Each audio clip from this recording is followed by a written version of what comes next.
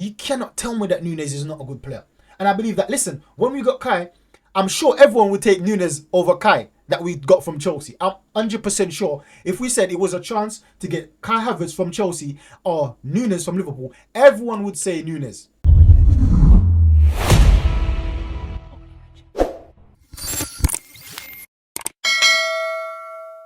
So we are now linked with a player that missed 27 chances last season. Now, to put that in context, Kai Havertz missed 13 chances last season. So that's over double the miss of Kai Havertz. And we've been linked with this player. And you know, we all know as of this morning, that player is Darwin Nunez. Now, if you remember, me and James had a conversation last season about Darwin Nunez and Jota and some of the Liverpool players. And James is a regular on the channel for, well, last season. We haven't seen James in a while. Since we smashed Liverpool, I literally haven't heard from James. Anyways, we move on. He was saying that Darwin Nunez is like he doesn't rate Darwin Nunez as a striker. He likes the way he builds up, but he doesn't like it when it comes down to finishing. Jota is a more natural finisher. That's what James was as a Liverpool fan. And I'm not angry at this link. If we get Darwin Nunez, I'm not angry. I'll be neutral. I won't be well pleased because obviously I wanted Isak. I know we can't get Isak. Then I wanted Gyökeres after Isak. And if we can't get Gyökeres, then I will satisfy for Osimhen, right? So not to say that Osimhen is a worse player than Gyökeres. It's just my personal preference based off what I've seen so far and based off the profile of the different players that we need in our as our number 9. So let's just get straight into the video and make sure you watch the video to the end because I'm going to do a comparison between Kai Havertz and Darwin Nunez at the end of the video. So let's just get straight into the highlights. So we know some of his strengths, but some of his weaknesses are offside awareness, first touch mistakes. You know. Oh, that doesn't look good at all, does it? So Darwin Nunez, Uruguayan. So first off, that's a good shot. That's a good goal. That's a brilliant goal. You see, he's got the strength, and he's got blistering pace for a tall player as well. He's not as tall as Kai Havertz, but he's very tall, and he's very good at linker play. Look at these play on the wing. That's a wing play right there, and he's a striker. So look at the agility, quick feet. He's got everything. It's just his finishing lets him down. But brilliant crossing, brilliant goal right there. So when I see him play for Benfica, he looks a quality finisher. Brilliant goal again. And the fact that he gets in those opportunities to score that frequent, that was on his left foot and he's a right foot striker. The fact that he gets in the opportunity to score so much goal is another plus because it may look simple, but that's not easy. Look at them touches. Nice pass. Very aware of his surrounding. Nice pass again. So he had a lot to this Liverpool attack. I'm not talking about the goal scoring. Yes, the goal scoring needs to be improved on, but everything else, this guy's just quality, absolute quality. And if Arteta can unlock his confidence in front of goal, man, we have a special player on our hands. Very special player. He's very good in the air. I believe he's a very good finisher. It's just that confidence. I don't know what's going on in Liverpool. So I don't know what's going on in Liverpool, but he does everything right apart from getting the ball in the net most of the times at Liverpool. Look at them. Look at that. The speed, the aggression, the strength. He was holding off 2 players just a while ago. Brilliant finishing. But sometimes you see this guy miss from literally inside the penalty area. Brilliant finish again. So when he plays for Uruguay and Benfica, you see that goal scoring prowess that he has. But for Liverpool, for some reason, he doesn't finish as good. Perhaps it's because he feels intimidated because of Saka. Who knows? Salah, I should say. Salah's finishing ability. Who knows? But Nunez, I'll be good with Nunez. Honestly, look at them passes. You can't tell me that Nunez is not a good player. You cannot tell me that Nunez is not a good player. And I believe that, listen, when we got Kai, I'm sure everyone would take Nunez over Kai that we got from Chelsea. I'm 100% sure if we said it was a chance to get Kai Havertz from Chelsea or Nunez from Liverpool, everyone would say Nunez. The only thing would be his goal scoring ability. Just his confidence in front of goal. But you could say the same thing for Kai at Chelsea. Because when Kai came in from Chelsea, everyone was saying that this guy ain't even going to get 10 goals for the season. He got 13 last season. So Kai has showed us that Arteta has the potential to bring back players that lost their career, that's dead in the dumps, that's dead underground. Like literally, he can bring them back to life. And Nunez is not dead. It's just his finishing. And I know that Arteta can spark that back in no time. So potentially we could have a world-class striker on our hands if we get Darwin Nunez. And you see Chelsea fans regretting now, some of them regretting losing Kai Havertz to us because he's such an important player for us right now. And if you can remember, when we got Kai Havertz last season, I was one of the ones that said, listen, he's going to come good. Just give him time. I can see the same thing with Nunez because everyone could see his potential. Look at this. Look at these finishes. You can see he's got the ability. He's got look at these touches. Look at these turns against Brazil. This guy is a brilliant striker. He's a brilliant attacker. He just needs that manager to get the best out of him. It could be Arne Slot, but I know it's definitely, if he comes to Arsenal, it would definitely be Liverpool. It would definitely be Arteta, I should say, because Arteta has proven it so much time with different players. Yes, I know that some players Arteta didn't get the best from, like brilliant finish. Yeah, the likes of Eddie Nketiah, I could see that Eddie Nketiah can be a brilliant player, but we just haven't got the time to be wasted on him. But Nunez wouldn't take as long. Look at them shots. Look at them shots and crosses. And he's got a brilliant diagonal pass as well. Look at that. He passes like a midfielder.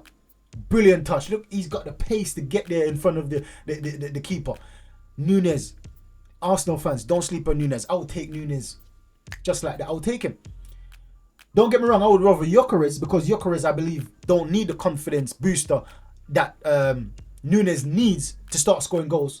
But nonetheless, Nunez has played in the Premier League already. He has faced the best teams in the world with Liverpool in the Premier League already. And in champs. So, I would easily take Nunez over an unproven player, because I know all I need to do is just to improve his goal efficiency. And then that's it. We've got a world-class striker on our hands. But other players, they have to get acclimatized to the Prem. Even though Gyökeres played in the English league before, he hasn't played in the Prem. It's a different kettle of fish, but not totally dissimilar. But Nunez is there already. Just give him that little inch of confidence. Look at these goals, man. Look at these goals. I don't see Kai scoring these goals, and Kai is one of our best players. Now, Trossard now is our best finisher. So, to be compared, I would love to see Trossard, Nunez and Saka up front, even in one match of the season. I would like to see them play together. Because Saka, I know, would want to improve his goal. Trossard and Nunez is going to want... Because Nunez is like he's selfish sometimes. And then other times, he's a team player, he's always passing. So he gets the goals and he gets assists, lots of assists. And he gets lots of chances to score. So it's like he knows how to when to shoot and when to pass. That's another key attribute that most strikers don't have. Because most strikers, when they're in front of goal, is all selfish. Or at the other end of the spectrum, when they're in front of goal, they're either passing. In front of goal, you're passing. Look at them shot from outside the box with Liverpool. This is with Liverpool, not with Benfica. So, yes, I understand that he missed. I remember one chance last season, this guy was right in front of goal and kicked the ball over the post. And Liverpool, James was getting mad. Liverpool fans was getting mad. However, this guy, when he's on form, there's none like him. Because I've seen it with Benfica. He was one of the best players in the world, best strikers in the world with Benfica. This guy has the potential to be rival Haaland for top goal scorer. Look at these plays. Haaland is a very good finisher. That's all he has. But Nunez, good build-up play, good heading ability, a good link up play, good passing attributes, and switching the balls. Most strikers can't do that. And look at the way he plays, man. This guy can play winger. He's a striker, and he's just as comfortable playing winger as striking. And you can never say that about Haaland. You can never say that about Harry Kane. You can never say that. Well, Ivan Toney could do that a bit, but the pace on him, it's his pace that will get him out of trouble if he plays on the wing. It's his pace that will get him out of trouble when he's in attacking position, like position like these, beating the keeper for pace, getting in front of the keeper. A very good header off the ball behind him, got the power for his neck to power in his neck to go from the ball behind him to get on target, and that's a very, very difficult attribute. That's a very, very difficult skill to have. So Darwin Nunez, Arsenal fans, don't sleep on him. Don't make, because of his mistakes from last season or since he's been at Liverpool, deter you from wanting to get this player. Because I've said it before, we've seen with Kai Havertz, Arteta's transforming. So the same could be said about Darwin Nunez, because Darwin Nunez is not that far gone like Kai was when he came to us. So it will be an easy thing to transform Darwin Nunez. And as I said, I've seen him in the Prem. He looks quality, even playing against us. He looks so good as a player, as a striker. He looks like he can be world class. And bearing in mind, he's only 25. So we're going to take a comparison between him and Kai Havertz right now. Before we end the video, we're just going to take a quick comparison. So first off, this is the comparison of last season. As you can see, Kai Havertz was way taller in centimeters. Both 25 years old. Market value similar. Considering Kai Havertz was so poor for Chelsea, and this was last season value, by the way, not this season. And score, Kai Havertz a slightly better score than him in terms of last season overall score. Now, when you take a look at the heat map, when you take a look at Kai drifts both left and right, but you can see Kai sometimes most on the left, and you have to bear in mind, Kai most of the season, or at least 50% of the matches last season, was playing midfield.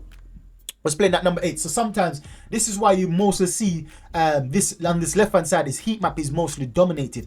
And once again, we have to remember, playing at midfield is gonna basically be a con against Kai when it comes down to goals scored. Yeah, so if he was playing a striking position most time last season, he would have got more goals. So we have to take that in consideration as well. So Darwin Nunez, you see, he's got small little areas on the left and on the right, but mostly you can see those red areas for Nunez is in the center of the pitch, center of the area of the opposition, which I love to see as a striker. That's where you should be having most of your touches. Now, minutes per game, Kai having 71 minutes compared to Darwin Nunez 50.